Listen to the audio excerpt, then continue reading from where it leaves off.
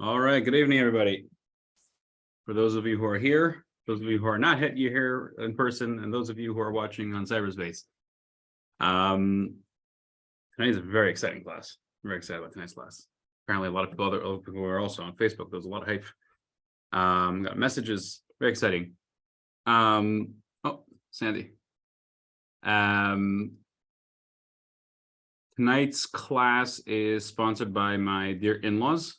In honor of the Jewish community of Erie. This Torah learning that we're doing together tonight should be a blessing for them. If you would like to sponsor a class in honor of a loved one, of a bar mitzvah, a yard site, or you just appreciate the learning, please get in touch with me. You can email me at rabbi@jewisherie.com. Let's get rolling.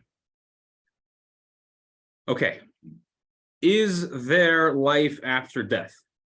Now, usually that question has to do with stuff about heaven or the opposite, but that's not the focus of tonight's class. Is the prediction of the resurrection of the dead in the times of Mashiach, the Messianic era, realistic? If yes, who will rise, when exactly, and how? Will we eat food or get married then? Everything you wanted to know about this topic. Okay. Little introduction. This past Shabbat, World Jewry celebrated the 42nd completion, 42nd,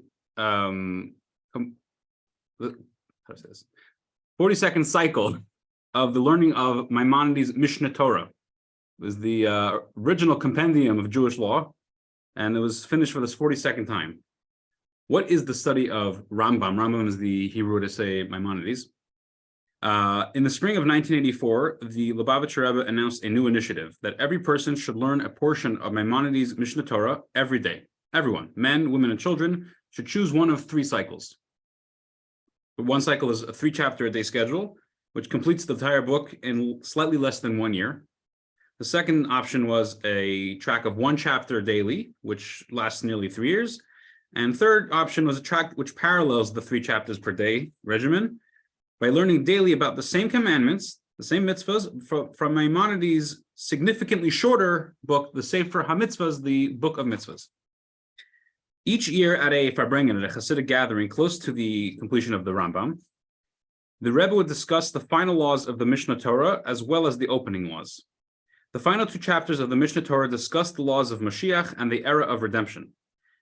Therefore, this week we will study a unique treatise penned by the Rebbe in the 1940s, describing many details about Techiyat HaMesim, the resurrection of the dead, which will happen when Mashiach will come. I assume it was a hot topic at the time, not for good reasons. Unfortunately, this treatise was written in 1945, just either toward the end of the Holocaust or right after it was finished. And I'm sure people had a lot of questions about God, and unfortunately that so many of us had perished, and they wanted to know what's going to be. So before we even start, I think it's important to actually do our own little completion of the Rambam, as we finished, the cycle finished on this past Shabbos, and actually tomorrow's section is going to start the actual laws of the book. The past few days was the introduction. So we're going to do just a quick completion of this. So first, we're going to complete the Rambam, the Mishneh Torah, and then we're going to restart it over. We're going to do the last law and then start with the first law. That's the traditional way of doing it. So this is the last 2 laws of the book of the Rambam, is describing the laws of the Messianic era. The chapter 11, which is the second to last chapter, discusses the person who we refer to as Mashiach. And the last chapter is the era of Mashiach, the era of redemption. So he describes it in the last chapter, chapter 12, the last law, law number 5. It says, "Uba'ay says man in that time, there will not be any hunger or war or jealousy or fighting, because goodness will be so plentiful and all delicacies will be available like dust. And the occupation of the entire world will be nothing but to know God alone. Therefore, everyone will be great sages, and they will know hidden and deep matters. And they will comprehend the wisdom of their creator according to man's ability. As it says in the verse, as the earth will be filled with the knowledge of God as water covers the sea. Going back to the beginning. Every time a book in Torah is finished, this is the tradition. We finish, and we go back to the beginning. This is the first part of the Mishnah Torah. It starts with the laws of the foundations of the Torah, really foundations of Judaism. Chapter 1, law number 1. Yesod ha-yesodis va'amud ha-chochmes. The foundation of foundations and the pillar of wisdoms is Leida sheyesha motzerishin, to know that there is a first existence, first being. V'hu mamtzi kol hanimtza, and he, I'm going to translate this what the word does. It doesn't exist in English. He existifies all of existence. The kol hanimtzayin min hashamayim va'aretz u'masha b'neihin, and all that exists from the heavens and the earth and everything in between. All of that exists only because of the truth of his existence. Okay. That's the whole thing in one volume? It's all tiny words. That's very tiny words. Wow. No, I have another set that's like this is really 14 books. Yeah, I know. I'm Yeah, just so like, this how, is it's all in jam-packed one. into one Yeah, relatively little book. jam-packed. Yeah. Okay. Fine. Let's jump right into this. Section A in your book list, this is on page 3. The resurrection. When, who, and where. So let's start with number 1, timing. At what stage of redemption will we see the dead rise? Let's read the Rebbe's words. Shrek, can you start? Yeah. The Rebbe. Yeah, third temple. The third temple will be revealed prior to the return of all the Jewish people to the land of Israel. After all the Jewish people return, the dead will be resurrected. There will be a period of 40 years between the gathering of Jews from exile and the resurrection. Perfect. So the final redemption will occur in 3 stages. Third temple will be built. The Jews will return from the diaspora to return to their homeland, and then the dead will rise again. The Zohar, the Holy Zohar, explains the source for this specific order. So Elliot, can you read source 1, Zohar volume 1? We learned the Beis Hamikdash comes before the gathering of the Jews from exile. The return of Jews from exile comes before the resurrection, and the resurrection comes last after everything. Where do we learn this from? It says in the book of Psalms 147, verses 2 through 3, the Lord rebuilds Jerusalem. He gathers in the exiles of Israel. He heals the brokenhearted and bandages their worries. The last verse refers to the resurrection, which heals the broken hearts of those mourning their deceased loved ones. First comes, rebuilds Jerusalem, then gathers in the exiles of Israel, and the final stage is healing the brokenhearted. Excellent. Thank you. So the Zohar shows us the timeline of the 3 stages in the order of the verse. It says rebuilds Jerusalem, referring to the third holy temple, gathers in the exiles of Israel, referring to the return of the Jews to the Holy Land, and finally, the healing of the brokenhearted. This refers to the resurrection. And let's read source number 2. This is from Maimonides' Mishnah Torah. We just read it, from it at least. The Laws of Kings and Wars, chapter 11, law 1. So the Rambam, who is the only halachic decisor, the only one who rules on Jewish law, who speaks about the redemption from a standpoint of Jewish law, literally the only one, rules the same as we learned in the Zohar. As he says, in the future, the Messianic king will arise and restore the Davidic dynasty to its initial sovereignty. And then followed by, he will build the temple and gather the dispersed of Israel. Now, Maimonides is extremely precise with his words, ridiculously precise. And if you study Maimonides' words, you can hang like for 20 minutes on each word. Incredible precision. And when he writes this order over here, it's written in order. It's not just, he just wrote a bunch of things in one sentence, and so hopefully it makes sense. First, they build the temple, and then the dispersed of Israel are gathered. An interesting side point. During this time of the establishment of the state of Israel in 1948, when hundreds of thousands of Jews from all over the world came to Israel, there were many who believed that this was the, quote, beginning of the redemption. It's actually a quote from the Talmud, Schalta de Gula. And all the Jews coming to Israel were was indeed the ultimate gathering of all Jews from exile that the prophets foretold as being a stage in the redemption. In response to this, the Rebbe stated that there is no doubt that the victory of the War of Independence in 1948 and the subsequent establishment of Jewish sovereignty in Israel were great miracles for the Jewish people. And we must learn how to use these gifts responsibly so that we should be able to hold on to them for long term. However, the Rebbe clarified that this cannot be considered the beginning of the final redemption. For if it were, it would need to be done in the right order, as told to us by Maimonides, as we learned earlier in the Zohar. The gathering of all Jews from exile will only happen after the third temple is built, which didn't happen yet. Okay. 2. So, Yeah. I mean, how many Jewish communities have Solomonic bloodlines still? I don't know. Yeah, because we do.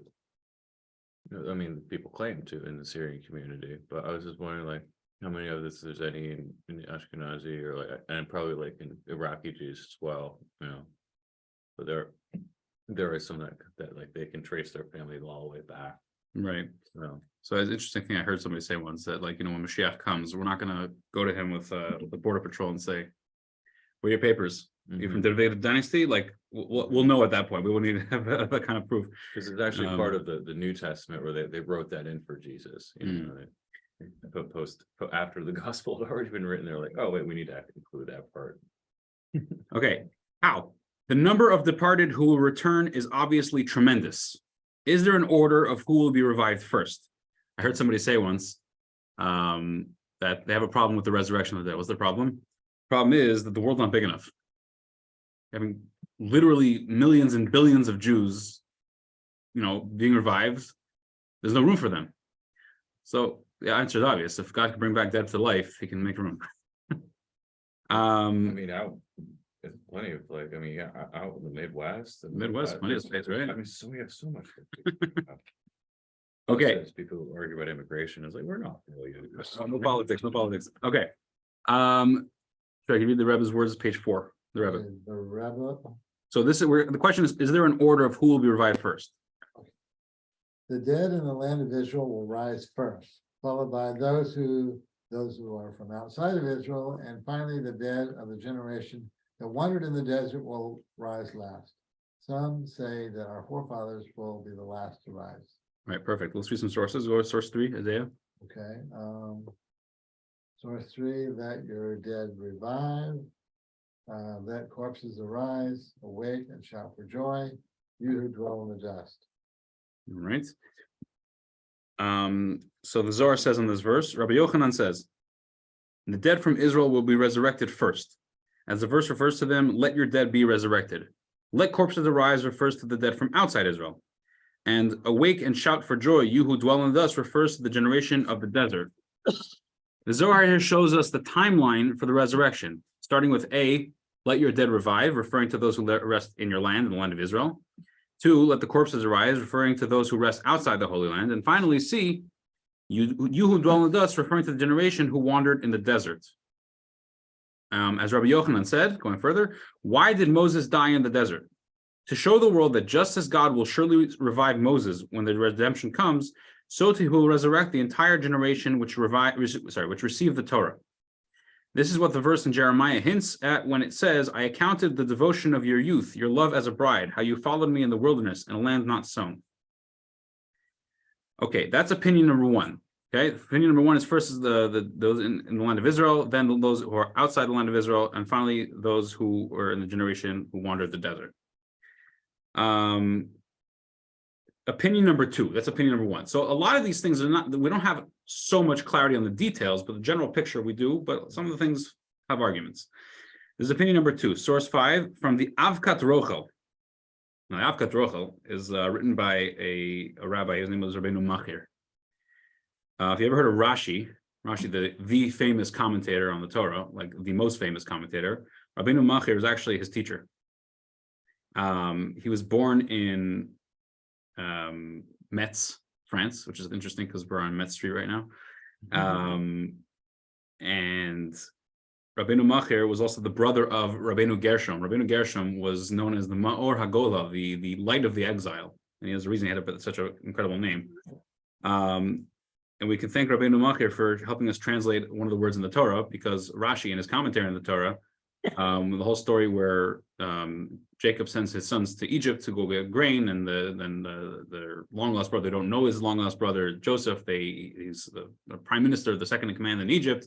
He takes one of the brothers and as ransom. He said because they claimed that Benjamin, they had a younger brother, and he said, bring him to me. I want to see that you're not lying. So they went back, and Jacob said, no, you can't take him, and he was very distraught about it. And after they ran out of food, Jacob said, okay, go back to Egypt. And they said, we can't. We have to bring back our brother because that's what he asked. So Jacob said, you know what? Go bring him. Go and appease this king. Bring him all these gifts. One of the gifts that he asks him to bring is batnim. It's a Hebrew word, batnim. What are batnim? So it's not a common word in the Torah. So Rashi brings from Rabbeinu Machir, which is Rabbi Machir, that batnim are. He says it in Rashi. You sometimes translate words into French because he was in France. Right here, it's pistachios. What are pistachios? Pistachios. I don't know if it's the right pronunciation, but that's how it's written in Hebrew. So thank you, Rabbeinu Machir. So Rabbeinu Machir authored the Avkat Rochel, we're about to quote from. Sandy. Sandy, would you be able to read source 5? Rabbi Shimon says, Thank the you. dead of the land of Israel will rise first, followed by the dead from outside Israel, and finally those who rest in Hebron, the forefathers of the Jewish people, in order that they should rise and be full of joy, seeing their children who have risen from their graves, and the land filled with righteous and pious people. All right, thank you. So this second opinion holds that the forefathers are going to rise last. Why? So that they should be, everyone else should rise first, and then they should have nachas and enjoy seeing that their children are all living in wealth. There are two other opinions, more opinions about the order. And source 6 tells us from the Zohar it is an order of piety. Eli, can you read that? First, the righteous will rise, followed by everyone else. So it's the tzaddikim. Mm-hmm. Yeah. Torah scholars first, followed by those who focus on the mitzvah. Right. Okay. And the last opinion number 4, which is an interesting one, it's alphabetical order from the Midrash. It says the dead will be called and resurrected in alphabetical order. Alphabetical doesn't mean A, B, C, D, E, F, G. It means Aleph, Bet, Gimel, Dalet, He, the Hebrew alphabet. However, the humble people will rise before everyone else. Okay, so we have different viewpoints of what order it will happen. So now let's move on to where. Okay, where will this miracle happen? Will all the dead rise where they were laid to rest, or will it happen in one place, in another place? Should I read the Rebbe's words? Whether the dead. Okay. Whether the dead are buried in Israel or outside Israel, the soul will return to its body only in Israel. Okay, so resurrection can only happen in the land of Israel.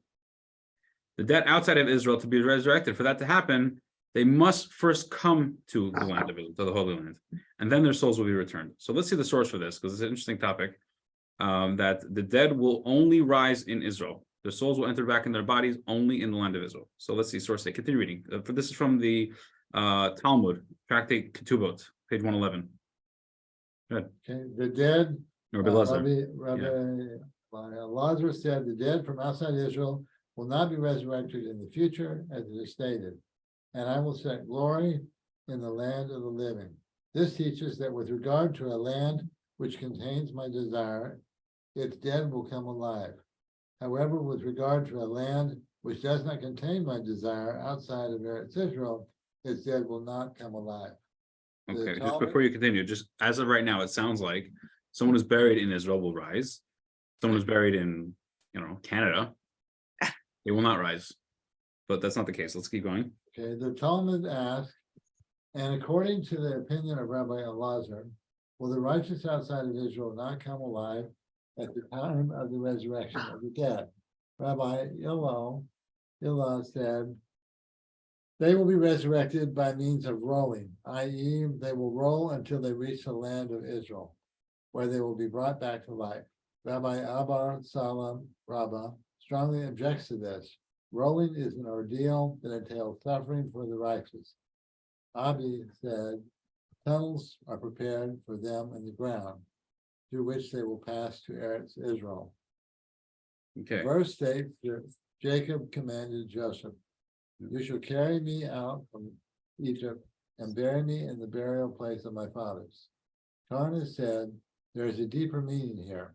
Our patriarch Jacob knew that he was completely righteous, and if the dead of the lands outside of Israel come alive, why did he trouble his sons to bring him to Israel? The reason is that he was concerned that he not merit the tunnels. On a similar note, the same happened regarding Joseph. And Joseph took an oath of the children of Israel, saying, God will surely remember you, and you shall carry up my bones from here. Rabbi Kanana said, there is a deeper meaning here. Joseph knew concerning himself that he was completely righteous, and if the dead of the lands outside of Israel come alive, why did he trouble his brothers to carry his coffin 400 parsah to Israel? The reason is that he was concerned that he not merit the tunnels. Okay, thank you. So the conclusion of this is that all the righteous from outside Israel will arrive in Israel through tunnels, and their souls will be returned to them in the land of Israel. Rabbi Elazar is clear that the resurrection will only happen in Israel, while everyone will have to come to Israel and only then be resurrected. The righteous people from outside Israel will be transported through tunnels for their comfort, while everyone else will have to roll to Israel, which is a bit of a painful sheds light on why Joseph and Jacob felt the need to be buried in Israel. They didn't doubt that they would merit resurrection. The only thing they were not sure of was whether or not the move to Israel before the resurrection would be painful. They therefore asked their family to move them to Israel to avoid the possibility of a painful move. Interesting tidbit from the Zohar. Who brings these bodies to Israel? Read source 9, very short. Who brings the body? Rabbi Yitzhak had the angel Gabriel brings them. Angel Gabriel. So throughout the generations, many leaders of the Jewish people who lived in exile followed Jacob's example, asking their followers and family to bring them to Israel so that they could arise first with no pain. One such example is the Rambam, Maimonides, who requested that his body be brought from Egypt to Israel for burial. He's buried in Tiberias, how do you pronounce it? Tiberia. However, none of the Chabad Rebbes are buried in Israel. The Rebbe explains that the Chabad Rebbes are taking an example from Moses, who chose to stay in exile to give strength and hope to the Jews they lead. When a Jew is lost in his heart, he can go to the Rebbe's gravesite and pray for guidance. The Rebbe also explains that the burial place of a Rebbe is holy as well. Being that there will be tunnels from where he is buried, the place where he is buried now has the status of being attached to the Holy Land. So, what have we learned so far? We've discussed when, the timing of when it's going to happen, how it's going to happen. There was one particular detail that wasn't addressed, and we're not actually going to address it in the class, but I'm going to address it. Meaning in the pamphlet, it's not being addressed. Who? Which Jews? Everybody? Almost everybody? Some people not, some people yeah. So the answer is unequivocally, this is an explicit Mishnah. You'll find it printed in the Pirkei Avot, before the Pirkei Avot actually. We say it in the summertime as a tradition that from Passover till Shavuos, and in some communities all the way till Rosh Hashanah, to learn the ethics of the fathers is called in English, the Pirkei Avot, throughout the summer. 6 chapters, you do it throughout the summer. And the tradition is that before we read through each chapter, we learn one little Mishnah, which goes, Kol Yisrael yesh lahem chelek le'olam haba. All of Israel have a portion in the world to come. Kol Yisrael, all of Israel, everybody, every single Jew. So in Chassidus, there's a very interesting question that's asked about this. Gan Eden, Garden of Eden, which we usually translate as heaven, which is a spiritual experience. After a person passes away, the soul hopefully goes into heaven, and it's a delightfully spiritual bliss. Now, to get into heaven is not so simple. There's a lot of rules and regulations. Not every Tom, Dick, and Harry, or Jack, whatever Jewish names you want to insert here, can just willy-nilly walk into heaven. There's a process, huh? Morris. However, the world to come, the time of the resurrection, all of Israel, everybody, no problem. What happened to all the rules? Why is it so much easier to get into something? And in fact, Chassidus explains, the resurrection is going to be the ultimate reward, meaning it's greater than going to heaven. So if it's so much greater, why is it so much easier to get in? The answer is, in short, I'm not going to elaborate too much, but heaven and the resurrection are rewards for mainly two different things. Heaven is mainly a reward for learning Torah, associated with learning Torah. Torah, everyone learns on a different level. The way I understand something could be a little more, a little less from somebody. The way another person will understand will be incredibly greater than some of us, and some people will understand very little. So depending on how a person processes and learns and associates themselves with Torah learning, commensurate with that is how they enter into heaven. Olam haba, the world of the resurrection, time of the resurrection, is reward for doing mitzvahs. And when it comes to mitzvahs, everybody's the same. The way that I put on tefillin, for example, the way that Elliot puts on tefillin, the way that Moses put on tefillin are all exactly the same. No one did it any greater or holier than anybody else. Everyone's completely equal when it comes to mitzvahs. The way a woman lights Shabbos candles today is the same way a woman lit Shabbos candles 1,000 years ago, even though there were greater people back then. They're much more pure, more holy. But it was the same lighting of Shabbos candles. It wasn't any different. And being that it's all the same, we're all equal in that regard. Therefore, we all merit to the resurrection. Okay. Section B, reincarnations. Here we go.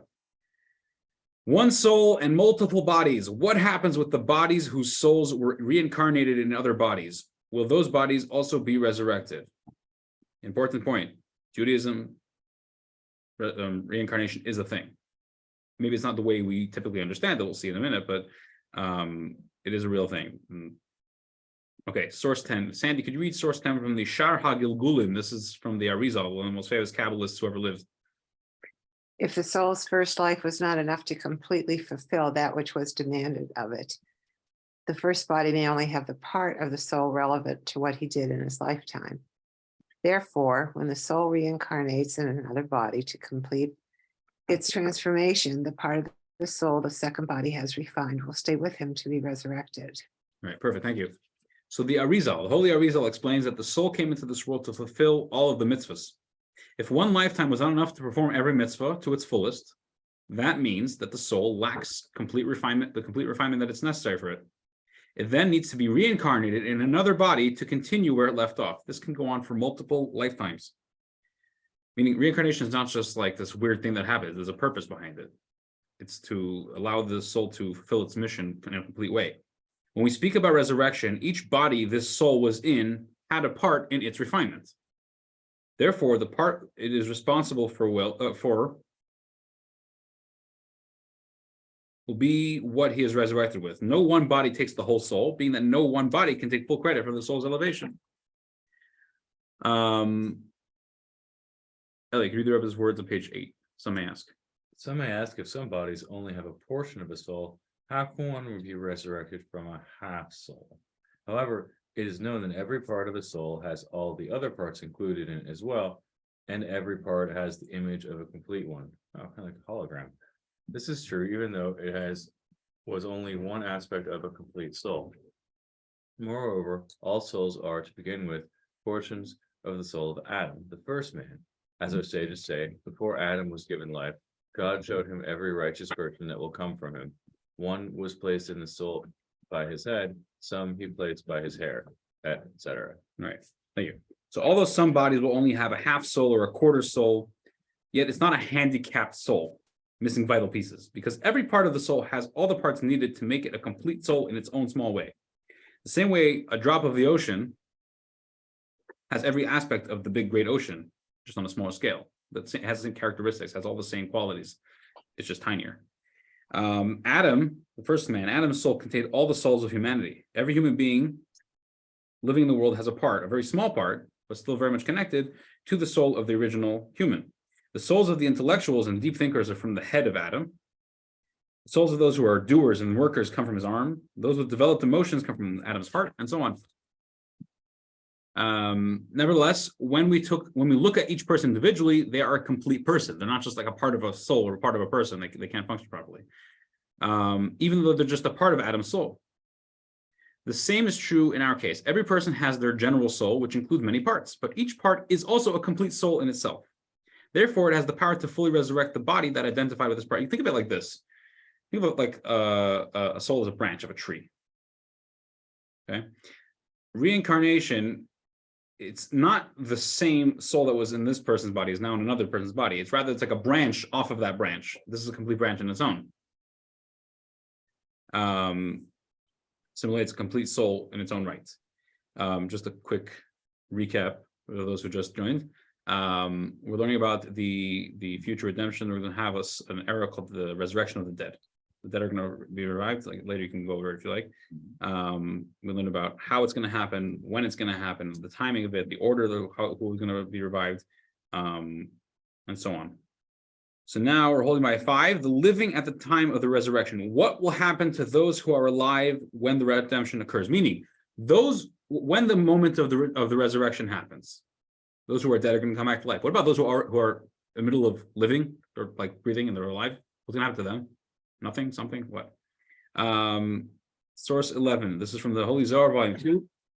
The verse says, I will kill and revive. Until this point, meaning the resurrection, death only came from the other side, meaning from evil. Now, however, I, God, will kill and immediately revive. Why? In order that no impurity from the world should stick to the soul and body, and the world will be a new and refined one made by God's hand. So the Zohar derives from this verse, which says, I will kill and revive, that God will cause death to anyone alive at the time of the resurrection, and then revive them immediately. This will be done so that the previously impure body can be reformed as completely clean. Okay, let's move to section C, the manner of the resurrection. Form, how will the dead be resurrected? Clothed or naked, healthy or ill? Let's start with health. Michael, can you read source 12a from this from the Midrash, Bereshit Rabbah? I'm sorry I'm late today, Rabbi. All good. You can watch the recording online afterwards. Okay. In the manner in which a person departed, he will return. If he departed blind, he will return blind. If he departed deaf, he will return deaf. If he departed dumb, he will return dumb. Why is one brought back the same way he went? So it should not be said, when they were alive, God did not heal them, but after death he did. Maybe these are not them. God says, if so, they shall arise as they departed, and then I will heal them. Right. Okay. So some people, when they passed away, they weren't, very healthy. Whether they had a facial issue, or they're missing body part, God forbid, whatever it is. If everyone would be resurrected healthy and whole, no one would recognize them. Person would rise like, oh, I'm so-and-so. Really? That's not how I remember you. They'll think that they're a brand new creation. Therefore, God will resurrect them as they were during their lifetime and heal them only afterward. Let's read source 13, Zohar volume 1, page 203. The Zohar also emphasizes that the dead will rise with their illnesses and only then be healed. Can we ask a question? Oh, yeah. What if somebody was like burned in a fire or killed in a car accident? Or Great question. We're going to actually touch on that in a couple minutes. all Thanks right, for bringing it up. Source 13, Zohar volume 1, page 203. At the time Israel will arise from the dust, there will be many limp and blind individuals, and then Hashem will shine the sun upon them to heal them.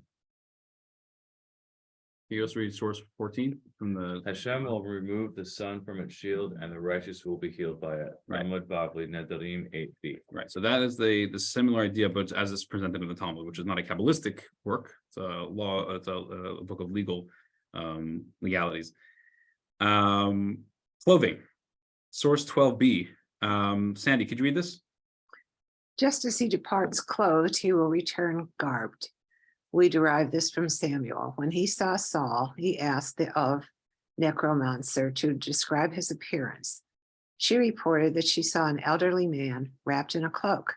This is what Samuel used to wear in his lifetime, as the verse states, and his mother made him a small cloak. All right, thank you. So the dead will be resurrected with the same clothing, not that they were buried in. They will rise in the same clothing that they wore during their lifetime. The proof of this comes from a fascinating story in the Tanakh. After the great prophet Samuel died, the Philistines came to attack the Jewish people. Seeing the Philistine camp, King Saul was very concerned. He turned to God for guidance, but got no answer. Feeling he was left with no choice, Saul decided to go to a practitioner of the Ov form of necromancy to bring Samuel up from the dead. Samuel the prophet. Saul had himself outlawed the Ov practice, so he came in disguise. Not recognizing Saul, the oath practitioner was afraid to service him due to the king's strict laws against the practice. But Saul promised her that she had no reason to be afraid. As soon as this woman conjured up Samuel, she realized that King Saul was standing before her. How did she know? Because the vision which appeared before her was standing upright, while usually whenever she brought someone back from the dead, they'd be upside down. She complained to him that he had deceived her. Saul didn't really respond to her complaint and instead focused on confirming that she had indeed conjured up Samuel. To confirm, he asked the oath practitioner to describe the person she sees. When she described to him an elderly man wrapped in a cloak, Saul recognized that this was indeed the prophet Samuel, as Samuel had always worn a cloak during his lifetime. Samuel was angry with Saul for bringing him up through oath. He explained to Saul that if God wasn't answering him, this means that he's being punished. After rebuking him, Samuel told Saul that the war would be unsuccessful and that he and his sons would fall into Philistine hands. We see from this story that when Saul came back to this world through the when Samuel came back to this world through Ovi medium, he was wearing the clothes he had worn all his life. Moving on to source 15. This is from Tosfot, the commentary on the Talmud in the book of Talmud Ketubot. Michael, can you read source 15? Rebbe said to his sons, do not spend a lot of money on burial shrouds, because the righteous will rise in their clothing. It is implied they should not bury him in expensive shrouds, since the righteous will arrive in the clothing they would ordinarily wear during their lifetime. Okay. So the Tosfot commentary explains that, relates that Rebbe, who was one of the greatest sages, instructed his sons to bury him in simple shrouds, because at the time of the resurrection, the dead will rise and clothed in their lifetime clothing and not in the shrouds they're buried with. Expensive shrouds are not worth the investments. So actually, that's the tradition. We bury in very simple white shrouds.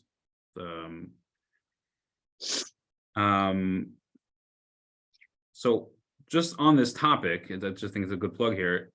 This highlights one of the important reasons why it's important to bury over cremation.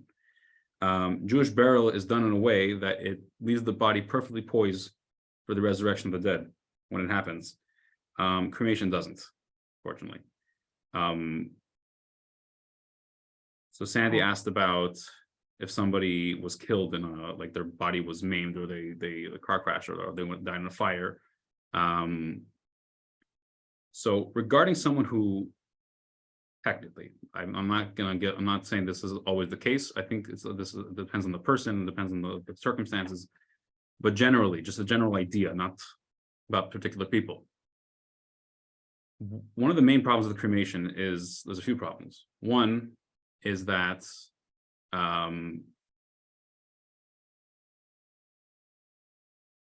there's room to say that those who are cremated will not experience a resurrection for a very simple reason.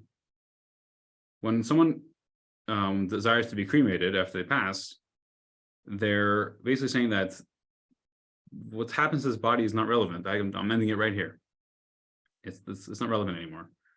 And they're, in a sense, even if they're not thinking this, they're denying the resurrection of the dead. They're saying it's not happening. So it's worthless. Why don't you just burn the body? It doesn't matter. Final death. Right. Also, all the Jews that were cremated against their will during the Holocaust. they will absolutely have a resurrection. That was against their will. And somebody who died in an accident, they were killed. Like, let's answer your question, Sandy. They will for sure have a resurrection. That's not a doubt in my mind. But you said that they would return the same, and then God would restore them. Oh, that's what you're asking. You're saying if they don't have a body, they when they passed, they didn't have a body, or it was almost completely obliterated. I don't know, but I'm excited to wait and see what's going to happen. God will figure it out. And can I throw something else in? Sure. Talking about cremation, but a soul would still remain even if the body was destroyed. Meaning? Well, there would be something still. I mean, if the soul's still there, couldn't that be reincarnated? Okay, so there's an important point. No, two important points with cremation. One is that the body doesn't belong to the person who has the body. It sounds a little funny, but the body belongs to God. It's not our property. Right. This is why, according to Jewish law, a person's not allowed to harm their body. like even pain, like forget killing oneself, but even to hurt oneself is forbidden, because the body doesn't belong to the person who has the body. Another aspect is there's a person, by the way, his name is Doron Kornbluth. He's a great guy. He lectures on that topic of burial and cremation. In a very, he presents statistics and different studies and things. I might bring him out here one day. He's fantastic. I heard him speak once. But one of the main issues with cremation, besides that it's forbidden, is that it's, according to Jewish tradition, we learned that when a person passes away, their soul's still connected with their body to an extent. So when a person, that body is burnt, in a sense, the person is burning a living human being. Although the person is considered medically not alive, but their soul is still connected with the body. It's a big issue. No, I'm not saying that anybody who's done this is evil and they're bad, and that's the way I look at people. That's the way I look at things. But if someone is thinking about, what's going to be, and no matter how old the person is, whether they're 25 or they're 75, doesn't matter how old they are, there's something to think about sometimes. It's a very good idea to not just negate burial and whatever it is, like consider it very strongly. Okay, 7. And consider very strongly burial in Israel. Okay, so from what we were learning earlier, so burying in Israel, a lot of people do. They like to do that, and that's for this reason. But it's actually buying a burial plot is actually a segula. It's I've never figured out how a way to translate segula in English. It's a Bad luck. no, it's a good thing. It's omen for a long life. Oh, To acquire a burial plot, which is kind of, you think kind of backwards. Like I'm buying a burial plot, so it's pretty innovative what they're doing in Israel now. Is because they don't have that much space. They're doing high-rise mausoleums. So there's room enough for everyone now. They just go up. Okay, They're already doing it. the particulars involving the resurrection of the body. What exactly will the body be recreated from? Fact: bodies decompose. Fact: there's nothing left. Or is there? Source 16, Zohar. Shrek, can you read that? Yes. Rabbi Kaya said, the same body which died will itself be resurrected. As implied by the verse, your dead shall be resurrected. It does not say they will be recreated. From one bone were made from the body, and never disintegrate. At the time of the resurrection, God will soften it with the dew of resurrection. The bone will become like yeast to dough, and the entire body will be built from it, and afterward God will give it to the breath of life. Rabbi Elazar said to him, it is so. Come and see. The bone will be softened through dew, as implied by the verse, for the dew of lights is your dew. Yeah, so the Zohar explains that there's one bone in the body that never disintegrates, and God will rebuild the body from it. The resurrection is not a new creation, rather it's a reconstruction of the original body. This bone in Hebrew is called the luz bone. Luz. And read also the Rebbe's words. Sure. Okay. Yeah. Where is this bone located in the body? Some say it is where the knot of the head to filling is placed, the nape of the neck. Others claim it is the lowest vertebrae of the spine. Right. So today we can more easily relate to this idea, as scientists can now clone entire animals from a single cell and so on. This is similar to how the resurrection will occur when God will reconstruct entire bodies from one small bone. As I was preparing this class, somebody sent me this, and it's directly related to this. I just want to share it quickly. It's not very long. Find it over here. You're gonna get a kick out of this.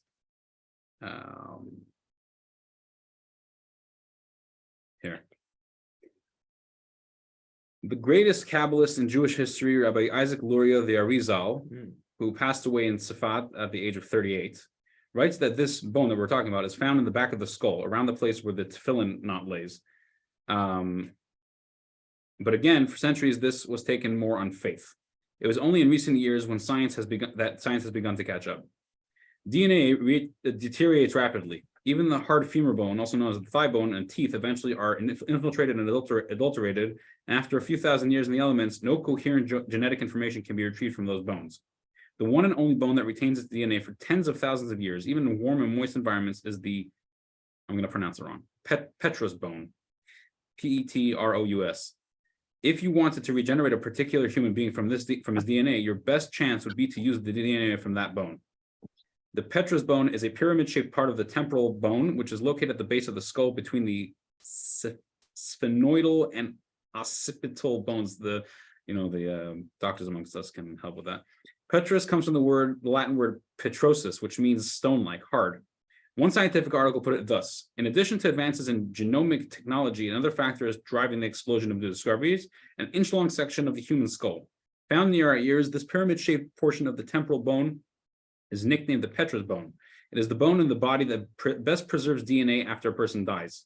Bone powder taken from the petrous bone yields on average up to 100 times more DNA than powder from other softer bones. Also, because it's so dense, when the rest of a skeleton has crumbled into dust, the petrous bone often still remains. So it's been a real game changer for the field of ancient DNA. Using the petrous bone has this sort, skip that part for a second. So when the sages spoke of the loose bone, they may simply be referring to the DNA that is best preserved there. And it is that biological blueprint that persists through crushing or melting or burning. In a sense, it is the interior, the non-physical aspect of the bone which they're dealing with, not the rock-like container. How the Arizal knew this in the 16th century, it's your guess. Okay. I thought it was fascinating. Okay, we're getting to the end. What type of life? Section D, life after the resurrection. What type of life will we experience after the resurrection? Elliot. The era of Olam Haba, the world to come after the resurrection, will be devoid of eating, drinking, procreation, commerce, jealousy, hatred, and competition.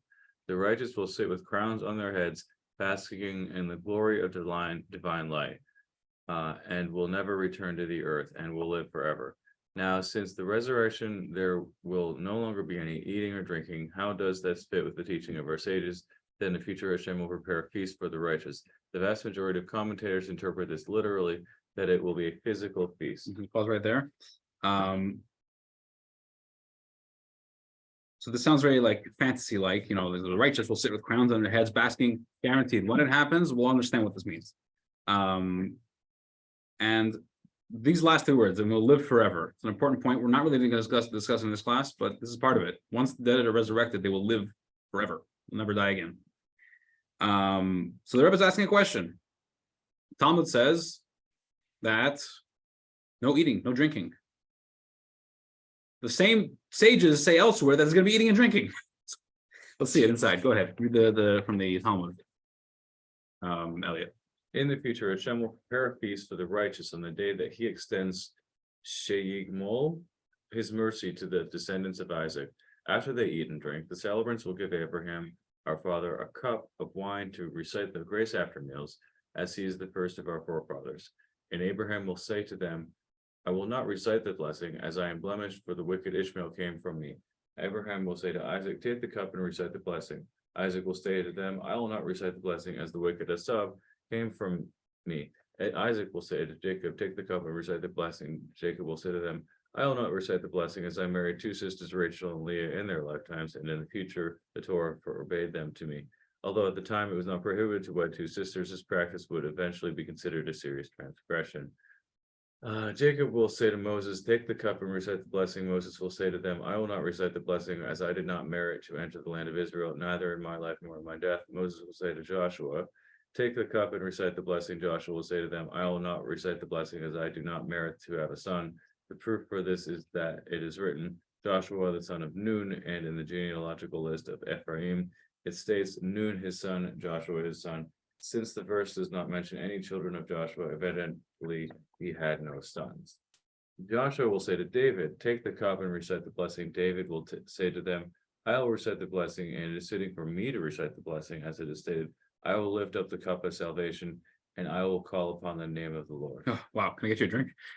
There's a lot of words. I'll help myself. Okay, good. Yeah, so we see there's gonna be an actual feast. They're gonna finish their meal and they're gonna recite the grace after meals, the benching, on a cup of wine. By the way, interesting little point. That idea that Jacob said that he married two sisters and the Torah prohibited it is actually in this week's Torah portion. Another source, Mike would be source, 18. Rabbis says that Rabbi Yochanan says in the future, Hashem will make a feast for the righteous from the flesh of the Leviathan. And with regard to the remainder of the Leviathan, they will divide it and use it for commerce in the markets of Jerusalem. And Rabbah says that Rabbi Yochanan says, in the future, God will prepare a sukkah for the righteous from the skin of the Leviathan. If one is deserving of at least this reward, a covering is prepared for him. And if one is not deserving, a necklace is prepared for him. If one is somewhat deserving, a necklace is prepared for him. And if one is not deserving even of this, only an amulet is prepared for him from the skin of the Leviathan. And with regard to the remaining part of the skin of the Leviathan, God spreads it on the walls of Jerusalem, and its glory radiates from one end of the world to the other. As it is stated, and nations shall walk in your light, and kings at the brightness of your rising. Okay. Thank you. So clearly we're going to eat eating and drinking physically, like the same way we're doing now.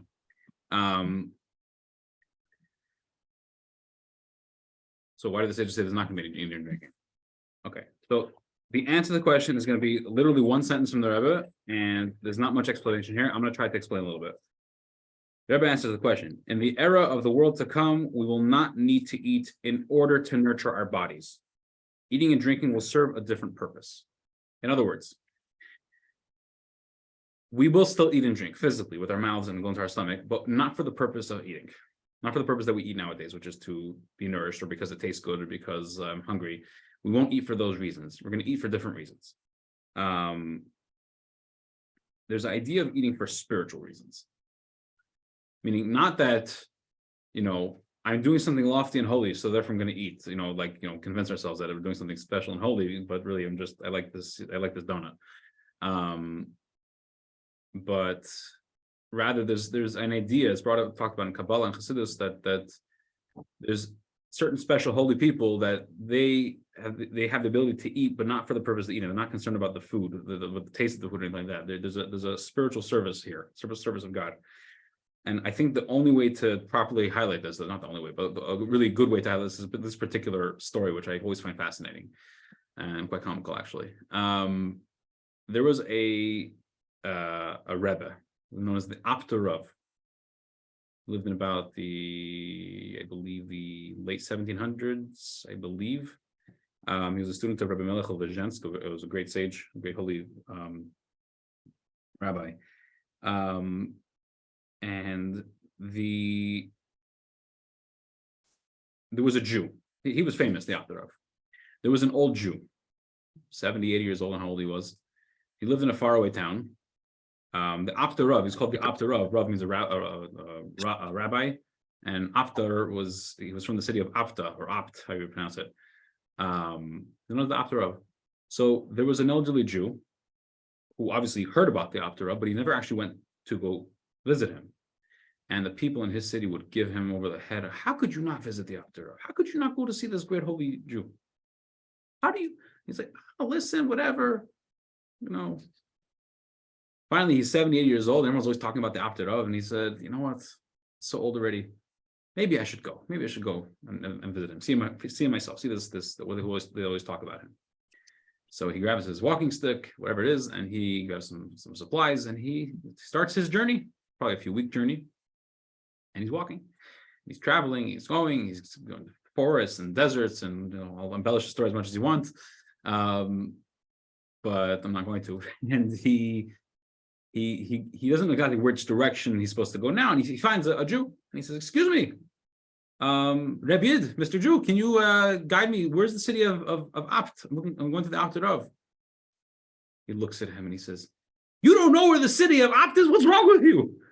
How could you not know? The Apter of, you've never been there before?" And he's going on and him. How could you? After finally gave him over the head for a few minutes, he finally said, "Okay, it's that way. Go that way, make a right." If you've ever been to Israel, I spoke. That's an Israeli for directions. Where do I go? Oh, yasha, smola. Go right, straight, and make a left. Where? I don't know. So he goes and he finally gets to the city of Apta, And he's looking for the main synagogue where the Apter Rav has his private study, where you can go see him, his space. Doesn't know where to go. Apter's I guess a sizable city, and there's I guess a few synagogues. So he sees a couple of kids on the street, and they're playing, Jewish kids, and he says, Kinderlach, little children, can you tell me please where the Apter Rav's shul, the synagogue is? They give him the same treatment. You don't know where the Apter Rav's shul is? What's wrong with you? How could you not know? You're 70 years old. How could you not know where it is? You've never been here before. And finally they tell him it's down the street over there. Okay. So he comes into the shul, he finds it, the shul, and he comes in. And there's a gathering. There's something happening. He walks in, and he sees all the followers and the disciples of the Apter Rav. They're all sitting around a table, a big table, and at the head of the table is the Apter Rav. And the Apter Rav, what's he doing? Who can guess? Is he teaching deep secrets of Torah? Is he praying? In English, we'd say he was stuffing his face. He had a table full of food, and he was scarfing that stuff down. He was polishing that table clean. And this Jew walks in his head, he's like, this is the Apter Rav. This is the holy rabbi that they always talk about.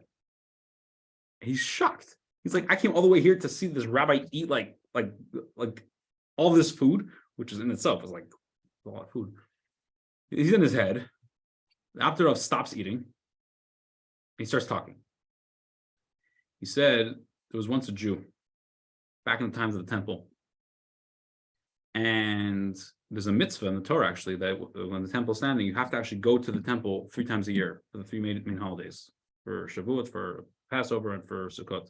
It's a mitzvah for people to go up to Jerusalem, go to the temple, and just be there. And there was one Jew who lived like in the outskirts of Israel, and he never went. It didn't tickle him. He wasn't interested. And people in the city would always get on it and get upset at him, like, how could you not go to the holy temple? Who do you think you are? You sit over here, you don't go to the holy temple. Finally, one day, this guy is 70, 80 years old. And he says, you know what? Maybe I should go to the holy temple, see what it's all about. So he grabs his walking stick, he grabs his supplies, and he goes on a journey. He goes up to Jerusalem. And he's walking, he doesn't really know where to go. So he stops somebody, he says, excuse me, where can I find Jerusalem? And the guy starts yelling at him, what do you mean you've never been to Jerusalem? How do you not know where Jerusalem is? Everybody knows where Jerusalem is. You're 60 years old. And he tells him where to go. And he gets to Jerusalem and he doesn't know where the temple is. Jerusalem's not that big, but it's also not that small. And he doesn't know where to go. So he sees a little kid on the street. He says, excuse me, do you know where can I find the holy temple? The Beit HaMikdash. The kid starts yelling at me, you don't know where the holy temple is? What's wrong with you? You're 70 years old. You don't know where the holy temple is? And he tells him where to go. Finally gets to the holy temple. This is the big day. He's finally walking to the holy temple. He walks in. What does he see? He sees Kohanim, the priests that served in the temple, slaughtering animals, roasting them, bring them on the altar, and taking certain parts and sitting down for a feast, and they're stuffing their faces with meat. And he's all confused. Like, this is the holy temple. They're sitting, they're having lunch. That's what the holy temple is, the big holiness of the holy temple. And the Apter Rav saying the story, and he says, I don't know exact words, but the point was that sometimes eating is not always about food.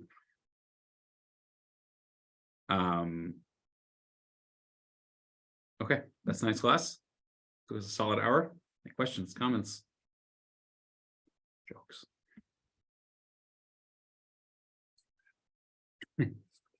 I will read. Okay. Thank you all for coming. And we will look forward to seeing you next Wednesday. Okie dokie. All right. Have a good night. Sandy, thanks for coming. Thank you.